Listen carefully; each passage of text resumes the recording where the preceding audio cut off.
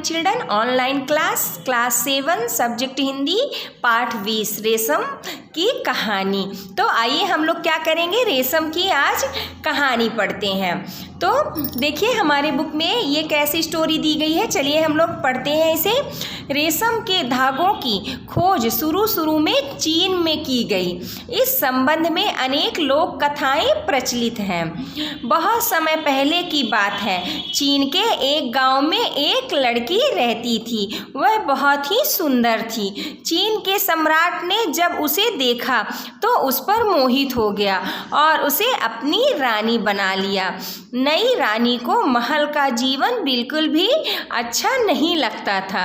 उसे अपने गांव का साधारण वातावरण ही अच्छा लगता था। इस कारण वह महल में खुश नहीं रहती थी। सम्राट भी अपने राजकाज में व्यस्त रहता था। जब उसे पता चला कि नई रानी यहाँ आकर खुश नहीं है तो उसने उसे खुश करने के लिए उसे ढेर सारे उपहार, आभूषण आदि दिए तथा मनोरंजन के लिए नृत्य संगीत के कार्यक्रम आयोजन किए। एक दिन रानी अपने शाही बगीचे में सहतूत के एक पेड़ के नीचे बैठी थी। उसने नौकरानी को एक गिलास गर्म पानी लाने का आदेश दिया। नौकरानी ने जैसे ही गर्म पानी का गिलास उसके पास लाकर रखा, उसमें सहतूत के पेड़ से एक कोया यानी कोकून गिर गया। रानी को पहले तो बहुत गुस्सा आया, लेकिन बाद में उत्सुकतावश उसने कोए को देखा। उसके बाहर एक धागा सा लटक रहा था। धागा पतला, नेक्स्ट पेज देखिए, पतला, मजबूत और चमकीला था। रानी ने बड़ी सावधानी से कोए को उठाया और उसमें से धागा खींचने लगी। धागा बहुत लंबा था। रानी उसे खींचती रही और वह बढ़ता रहा। यह देखकर रानी के मन में एक विचार आया। उसने अपनी दासी को बगीचे से और कोए ढूंढकर लाने का आदेश दिया। उसने सोचा कि यदि इसी तरह ढेर सारा धागा मिल जाए तो वह उसे कोई चीज बुन सकती हैं। दासियों ने ढेर सारे कोए एकत्र किए और लाकर रानी को दे दिए। उनमें से ढेर सारा रेशा निकला। उसके बाद रानी ने एक कताई मशीन बनवाई और अपनी दासियों को आदेश देकर रेशे को बुनवा लिया। इस प्रकार उससे रेशम का धागा तैयार हुआ। अब रानी इसी काम में व्यस्त रहने लगी। उसका अकेलापन दूर हो गया। उसने सहतूत के अनेक पौधे लगवाए और उनमें से कोए इकट्ठा करने लगी। कोए से रेशा निकालने, धागा बनाने और उसे बाजार में बेचने के लिए अलग अलग लोगों को नियुक्त कर दिया। इस प्रकार चीन में रेशम का जन्म हुआ। कोरिया में रेशम से जुड़ी एक अन्य कहानी है।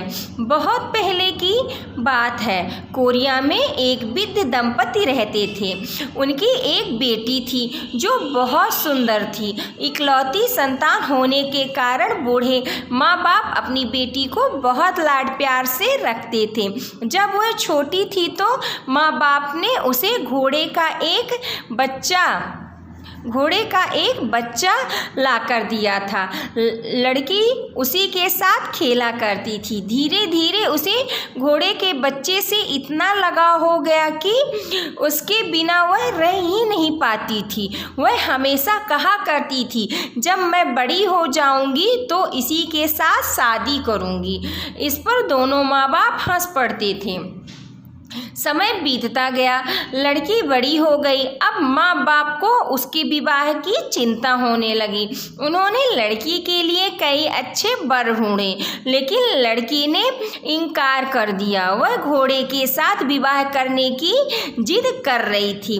उसने कहा, इस घोड़े को आप लोग मुझसे अलग नहीं कर सकते, मैं इसी के साथ विवाह करूंगी। बूढ़े माता पिता को बहुत चिंता हुई। एक दिन उन्होंने घोड़े को पहाड़ पर ले जाकर नीचे धक्का दे दिया। ऐसा करते उन्हें दुख तो हुआ, लेकिन वे जानते थे कि जब तक यह घोड़ा रहेगा तब तक उनकी बेटी का विवाह होना संभव नहीं है। लड़की को जब इस बात का पता चला तो वह फूट फूट कर रोने लगी। उसने खाना पीना छोड़ दिया और उसके माता पिता से कहने लगी, मुझे मेरे घोड़े के पास ले चलो।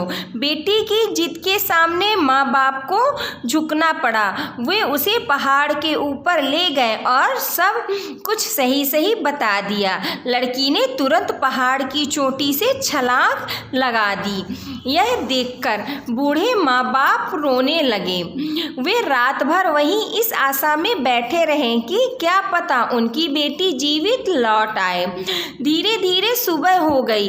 तभी दोनों ने उत्सुकता वश पहाड़ के नीचे झांक कर देखा। वहां जो कुछ उन्होंने देखा उससे वे चौंक पड़े। नीचे दो विचित्र से दिखाई देने वाले कीड़े शहतूत की एक पत्ती पर एक दूसरे के बगल में बैठे थे। वृद्ध दंपति नीचे चले गए और कीड़ों की पत्ती सहित उठाकर अपने घर ले आए। वहां उनका पालन पोषण किया। कुछ समय बाद कीड़ों ने एक कोया बनाया और उसमें अंडे दिए। उसके बाद कीड़े तितली बन गए और कोया तोड़कर उड़ गए। यह देखकर वृद्ध दंपति बहुत दुखी हुए, लेकिन जब उन्होंने अंडे और रेशे देखे तो उनके मन में कुछ उम्मीद जागी। उन्होंने सारे रेशे इकट्ठा कर लिए। अपनी बेटी की याद को जिंदा रखने के लिए उन्होंने रेशों से धागा बनाया और उस धागे से एक सुंदर तथा चमकीला कपड़ा बुनकर तैयार कर लिया।